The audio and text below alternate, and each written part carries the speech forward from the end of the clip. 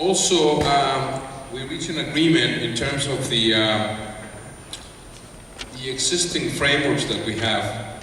In fact, there is a lot of work that has been done by UN Water, the World Water Assessment Program, the UN Commission on Sustainable Development, and also this CO Water, which is the System on Economic and Environmental Accounting, so that we can have, in the countries, we can have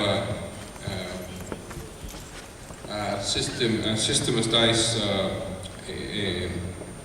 framework of information that we can use to derive indicators.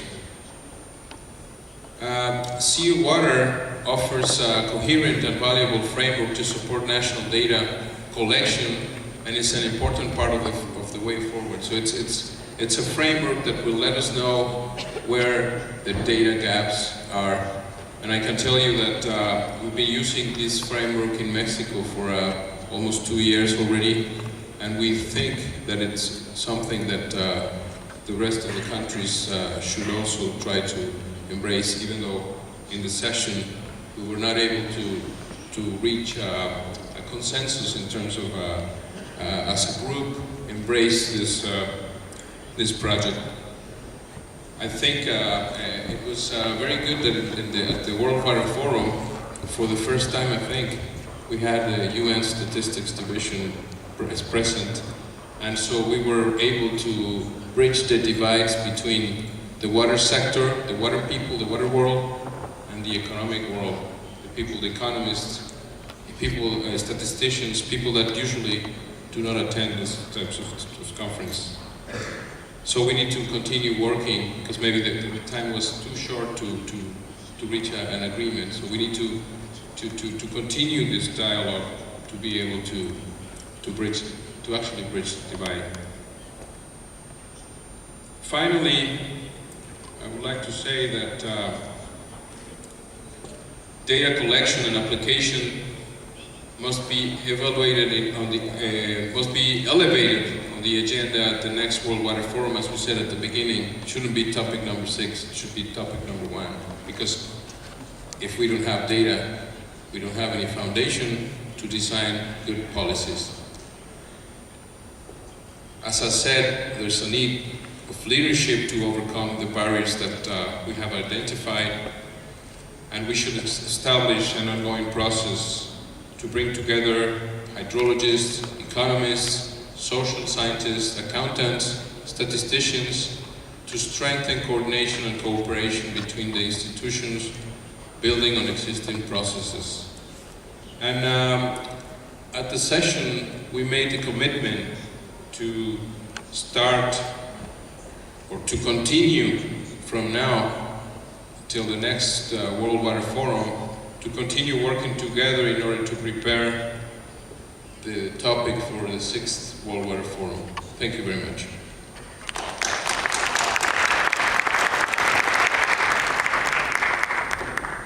Thank you, Ricardo. Can we ask some comments from Professor Ünal Özış about that? Not about that, but I want to warn you, water-related data should be handled carefully. Just I want to give one example. Check your data before you use it. Take the discharge data. You begin to collect at your gauging stations the discharges. Then, after a while, you are building a dam. You have a reservoir, then you have no more homogeneous virgin data.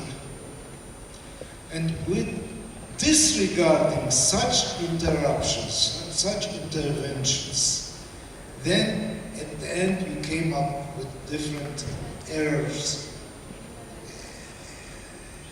Results far from the reality. I just wanted to warn you about the quality, about the qualification of your data.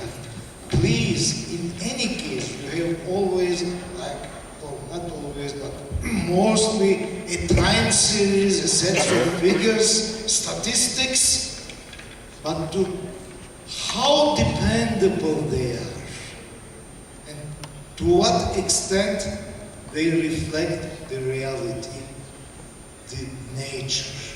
It's just one point that I want to raise to warn you, ladies, distinguished ladies and gentlemen, beware of water-related data.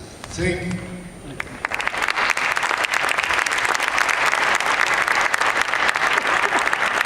Thank you very much, Professor. Actually, Ricardo, we have heard a lot about the program SEEA Water from the sessions, but I think we could not have time to discuss the things properly. Just 3 minutes, we will give the floor to the audiences on Data for All. Yes, please.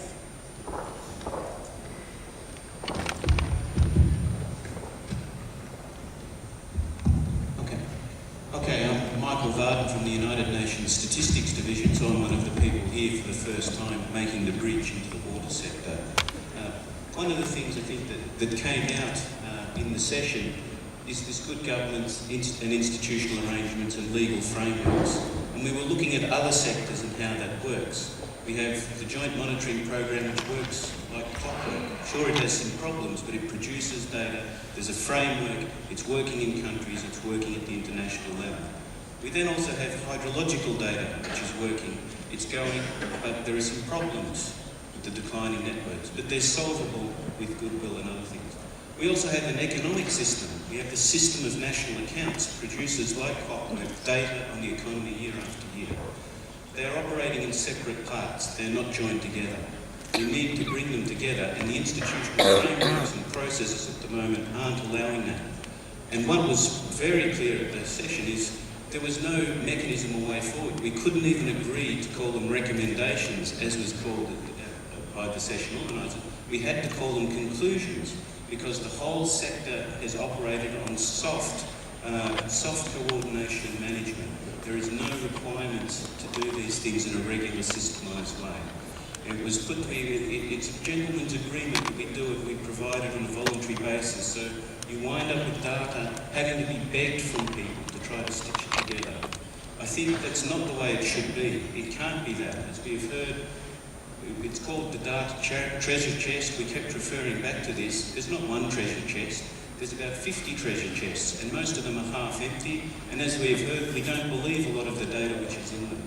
So I think my key point is here, I think the days of soft coordination, institutional arrangements and others in the area of data collection, dissemination, processing and integration are over. We need to take this forward as a matter of urgency. Thank you for this very supporting contribution. And I think we prefer questions or please, Dr. Sharma. Thank you. I'm Sorman from Turkey. I would like to add a few issues because we have been following very closely since yesterday morning till today. I would like to add a few remarks on this issue. The remark number one, the data has to come on the demand basis, number one, which has to be stressed. The second issue, Just a microphone, maybe, Professor. the requirements should come from the base, from the bottom up. This is the second issue that we should stress. And another issue that the data should be whether it is gross or it should come to the need of region or nation. So because there are two different approaches. The developed nations are collecting some global-based data, and the developing nations are required on some regional or sub-regional basis data. So how these two demands should be matched. And another thing probably should be stressed more, the next World Water Forum should get the first theme for data for all, but the team is ready to start from now on for the next 3 years. Thank you. Thank you very much, Professor Ünal Şorman. And we would like to give some comments or